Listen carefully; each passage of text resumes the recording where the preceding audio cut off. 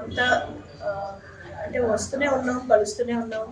మరి ఆంధ్ర వలస వైఎస్ఆర్సీపీ సమన్వయకర్త గారైనటువంటి గౌరవనీయులు చింతాయి రవి గారిని మరి అక్రమంగా అరెస్ట్ చేసి అనేక రకాలుగా చిత్రహింసలు మానసికంగా ఆయనకి ఇచ్చి మరి రవి గారితో పాటు 27 మంది ఎవరైతే బయట ఢిల్లీలోనో పంజాబ్లో ఉండే వాళ్ళ మీద కూడా అక్రమ కేసులు అరెస్టులు చేయిస్తూ మరి ఈరోజు ఈ పోలీస్ వ్యవస్థ పూర్తిగా నిర్వీర్యం అయిపోయిందని అన్నదానికి ఒక తార్కాణం.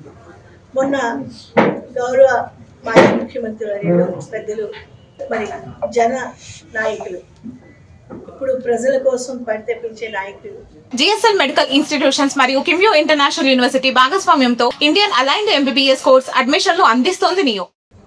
జనం కోసం మంచి చేసే, జనం కోసం నీతివంతమైన పరిపాలన అందించిన ముఖ్యమంత్రిగా పేరు తెచ్చుకున్నటువంటి నాయకులు మరి జగన్మోహన్ రెడ్డి గారు శ్రీకాకుళం జిల్లా సీదర్ అప్పలరాజు గారి తాలూకా అరెస్ట్ను మరి సీదర్ అప్పలరాజు గారి తాలూకా ఫ్యామిలీని ఆ రోజు ఎలాగైనా పరామర్శించాలి.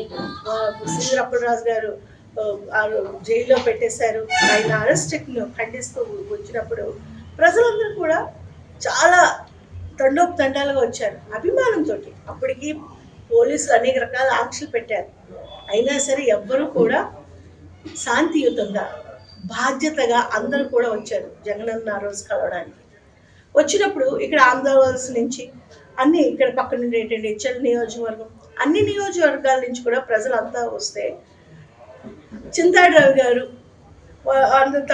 అక్కడ చాలా మంది ఉన్నప్పుడు వాళ్ళు వస్తే ఒక మహిళా ఎస్ఐని ఆమెను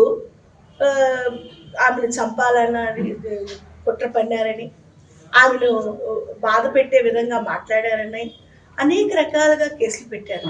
నేను ఒక మహిళగా అడుగుతున్నాను, ఒక మహిళ ఆమె కుటుంబం పైన ఎటువంటి ఒత్తిడి వచ్చి ఉంటుంది, ఆమె ఎంత బాధపడి ఉంటుంది, ఆమెకి నిజాయితీగా తెలుసు, ఆమె మనసుకు తెలుసు. రవి గారు ఆయన ఒక గౌరవనీయులైనటువంటి సమన్వయకర్త. అందరితో వెళ్ళి జగనన్నను కలవడానికని వెళ్తే కేవలం కుట్రతో, అంటే ఇలా అరెస్ట్ చేస్తే భయపడిపోతారనే ఒక భావంతో ఈ కూటమి ప్రభుత్వం ముఖ్యమంత్రి చంద్రబాబు నాయుడు గారు కానీ, పవన్ కళ్యాణ్ గారు కానీ, లోకేష్ గారు కానీ, హోంమంత్రి గారు అనిత గారు కానీ మీరంతా ఈ వ్యవస్థను పూర్తిగా తీసేశారు. మీకు అనుగుణంగా నడిపిస్తున్నారు. అంటే మీరు వైఎస్ఆర్సీపీ నాయకులు మీరు అరెస్ట్ చేస్తారు, లేకపోతే వాళ్ళు మీరు పేర్లను ఆరోపణలు పెట్టి వాళ్ళపైన అనేక నిందలు మోపి మీరు ఎఫ్ఐఆర్లు సృష్టిస్తారు, ఎఫ్ఐఆర్లు చేయిస్తారంట. ఇక్కడ ఎవ్వరూ భయపడేది లేదు. అలాగే ఇక్కడ కోన రవికుమార్ గారు, ఇక్కడ ఎమ్మెల్యే గారు, ఆయన అసలు ఏ విధంగా స్టోరీ ఇది వచ్చింది అసలు ఈ విధమైనటువంటి ఒక మేకప్ లాగా ఇది ఒక డ్రామా లాగా చేయించి చింతాయి రవి గారిని ఈ విధంగా మానసికంగా మరి ఆయన ఇలా హింసించడం అనేది ఎప్పుడు కూడా ఒప్పుకోం, ఖండిస్తున్నాం. కూటమి ప్రభుత్వాన్ని పూర్తిగా ఖండిస్తున్నాం. మీరు అక్రమ కేసులు చేసిన ఇలా అరెస్టులు చేస్తే మేము భయపడేది లేదు. ఈరోజు వైఎస్ఆర్సీపీ అభిమాని ప్రతి నాయకుడు, ప్రతి కార్యకర్త ఎవరికి మీరు ఏ అన్యాయం చేసినా మేమంతా ఒకటవుతాం, ఐకమత్యంగా మేము మీద పోరాడతాం. మీరు భయపడాలి, మీకు ఖండిస్తున్నాం, ఈ విధంగా హెచ్చరిస్తున్నాం.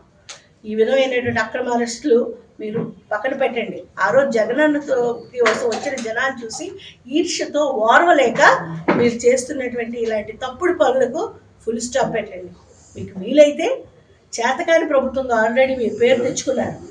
ప్రజల కోసం మంచి చేయండి. మహిళలకు ఇవ్వాల్సిన గౌరవం, వాళ్ళకి సంక్షేమ పథకాలు అందించండి, విద్యార్థులకు ఇవ్వాల్సిన చదువును అందించండి, ఫీజు రియంబర్స్మెంట్, మరి నిరుద్యోగులకు ఇవ్వాల్సినటువంటి నిరుద్యోగ భృతి ఇవ్వండి, ఉద్యోగాలు కల్పించండి. రైతులు ఈరోజు రోడ్డు మీద రక్తం కన్నీరు కారుస్తున్నారు. రైతులకి ఒక్కనాడన్నా మంచి మాట అనగలుగుతున్నారా? ఒక భరోసా ఇవ్వగలుగుతున్నారా?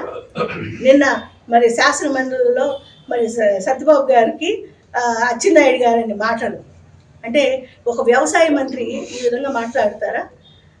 ఈ విధంగా మాట్లాడతారండి వ్యవసాయ మంత్రిగా ఈరోజు రైతులు పడుతున్న కష్టాలకు ఒక్కనాడైనా ఆయన ఒక మీటింగ్ పెట్టారా?